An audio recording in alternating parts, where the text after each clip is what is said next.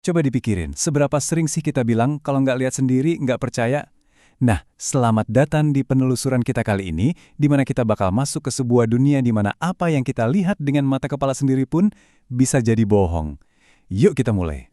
25 juta dolar. Coba, biarin angka itu meresap dulu. Ini bukan anggaran film fiksi ilmiah atau apapun.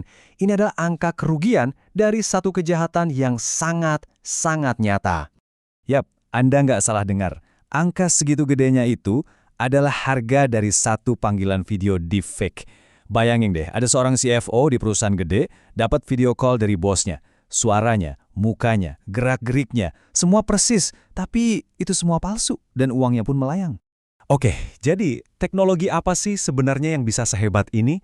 Namanya deepfake. Gampangnya gini, AI ngambil muka seseorang, terus ditempelin ke badan orang lain di video. Atau bisa juga niruin suara sampai mirip banget, plek-ketiplek.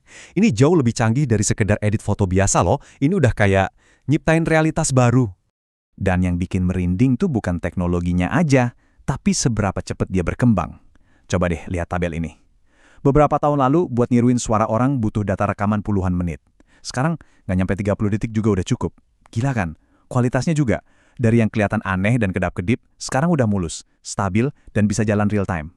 Dan yang paling parah, dulu ini mainannya para ahli dengan komputer super canggih. Sekarang siapa aja bisa, murah, tinggal pakai aplikasi. Nah, karena teknologinya makin canggih dan gampang diakses, kita masuk ke babak baru di mana deepfake ini jadi senjata. Dan senjatanya ini nggak cuma ngincer institusi gede, tapi juga bisa nargetin kita semua, secara pribadi.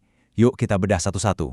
Yang pertama, dan ini mungkin yang paling bikin khawatir, adalah ancaman langsung ke pilar-pilar masyarakat kita. Ya, demokrasi. Coba bayangin skenario ini ya. H-1 pemilu, tiba-tiba viral video salah satu kandidat ngomongin hal yang parah banget. Videonya nyebar cepat banget kayak api. Nah, sebelum timnya sempat klarifikasi dan buktiin kalau itu video palsu, opini publik udah kebentuk, udah telanjur rusak. Masalahnya bukan cuma soal satu video, tapi ini bisa mengikis kepercayaan kita secara sistematis terhadap apapun yang kita lihat dan dengar. Oke, dari politik, kita geser ke tempat di mana kebenaran itu harusnya jadi harga mati, sistem peradilan.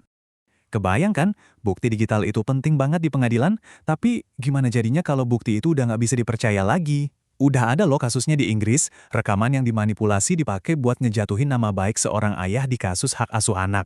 Atau ada lagi kasus di mana penggugat ngajuin video deepfake sebagai bukti. Ini jadi pedang bermata dua, bukti palsu bisa dianggap asli, dan sebaliknya, bukti yang beneran asli malah bisa diragukan cuma karena juri jadi super skeptis.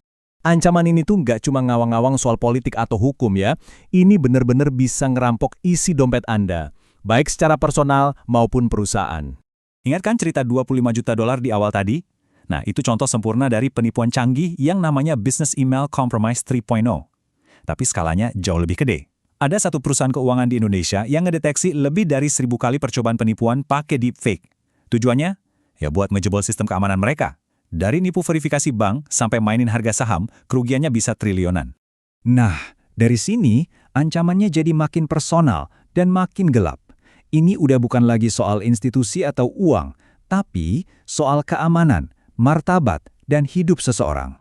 Dan ini mungkin sisi paling gelap dari teknologi deepfake. Menurut data dari Inggris, pembuatan konten intim non-konsensual pakai deepfake itu meledak. Naik 1.780% cuma dalam 5 tahun. Ini dipakai buat melecehkan, memeras, dan yang paling parah buat ngancurin hidup orang. Dampak psikologisnya luar biasa destruktif. Oke, kalau ancamannya segede ini, pasti pertanyaannya, kenapa nggak kita deteksi aja sih yang palsu, kan gampang? Sayangnya, jawabannya jauh lebih rumit dari itu. Nah, ini dia nih biang kerok masalahnya. Di lab, di lingkungan yang steril, data bersih, model deteksi AI itu jago banget. Tapi, internet kan bukan laboratorium. Internet itu tempat yang berantakan, video dikompres, ada musik latar, ada teks, dan yang paling penting, selalu ada metode AI baru yang muncul. Grafik ini nunjukin perbedaannya secara gamblang banget. Akurasi 96% di lab, anjlok jadi cuma 63% di dunia nyata, itu performanya turun hampir setengahnya. Artinya, lebih dari sepertiga deepfake yang beredar di luar sana lolos gitu aja dari detektor paling canggih yang kita punya. Jadi, kok bisa sih bedanya sejauh itu? Nih, ini dia beberapa alasannya. Tiap kali video diupload ke sosmed kan dikompres tuh. Nah, itu bisa ngehapus jejak-jejak digital kecil yang dicari sama detektor. Terus tambahin musik, tambahin teks, atau pakai bahasa yang nggak ada di data latihannya. Udah bingung deh itu AI-nya. Intinya, pembuat deepfake ini selalu selangkah di depan. Tapi, mungkin ancaman paling licik dari deepfake itu bukan soal bikin kita percaya sama kebohongan. Justru sebaliknya, ancamannya adalah kemampuan deepfake untuk membuat kita meragukan kebenaran itu sendiri. Ini yang disebut liar's dividend, atau keuntungan si pendusta. Konsepnya bahaya banget. Gini, kalau semua orang tahu video bisa dipalsuin, seorang penjahat atau politisi yang ketangkep basah bisa dengan gampangnya bilang, ah, itu kan deepfake, padahal rekamannya asli. Ada kutipan yang pas banget nih.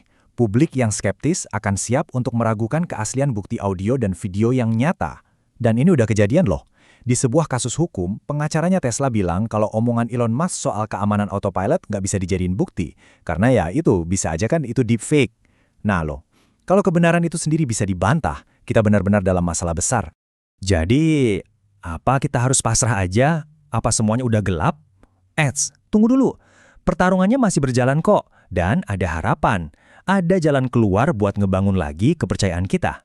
Kuncinya, solusinya itu nggak bisa cuma satu. Harus keroyokan dari 3 sisi. Pertama, teknologinya harus lebih pinter. Contohnya kayak C2PA, yang ibaratnya ngasih akte kelahiran digital ke setiap video pas direkam. Kedua, kebijakannya juga harus cerdas. Kayak di Indonesia yang udah mulai mewajibkan watermark buat konten AI. Dan yang ketiga, dan ini yang paling penting, ya kita semua. Kita harus lebih melek digital. Jadi konsumen informasi yang lebih kritis.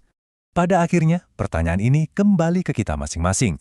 Di dunia di mana apapun bisa dipalsukan, apa yang akan kita pilih untuk percaya?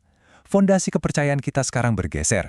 Bukan lagi cuma melihat berarti percaya, tapi jadi berpikir kritis, verifikasi, dan bertanya. Pertanyaannya bukan lagi apa yang nyata, tapi gimana cara kita memutuskan sesuatu itu nyata.